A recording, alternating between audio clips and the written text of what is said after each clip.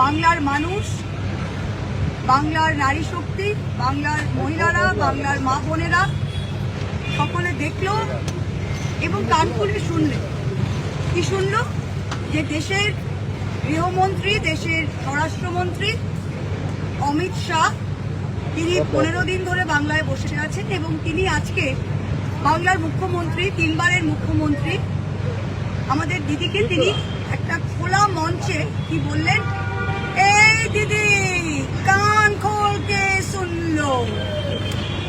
এটা আমরা কখন শুনেছিলাম মনে আছে? 2021 সালে। তখন তার বড় ভাই নরেন্দ্র মোদী যখন এসে এসেছিলেন, নরেন্দ্র মোদী বলেছিলেন দিদি ও দিদি। সেই রকেট ছেলে চিটকিরি কিন্তু বাংলার মহিলারা ক্ষমা করেনি। ভারতবাসীদের দুর্ভাগ্য যে আজকে সিংহাসনে এরকম নেতারা দিল্লিতে বসে দেশ পরিচালনা করছে।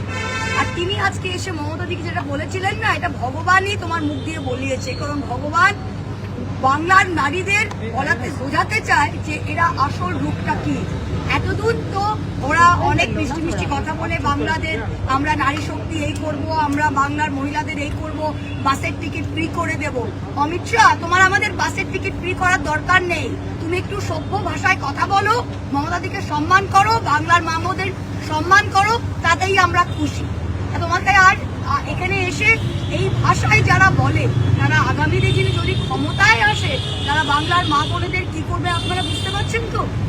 তাই আর ভোটের বাকি আছে 2 দিন পয়লা দফার, আর বাকি আছে 5 দিন দ্বিতীয় দফার ভোটের। সকল মা বোনেদের আমি সতর্ক করছি, এই গুন্ডা, এই প্রতারক, এই মাওয়ালি, এই খুনিদের থেকে আপনারা সতর্ক থাকুন।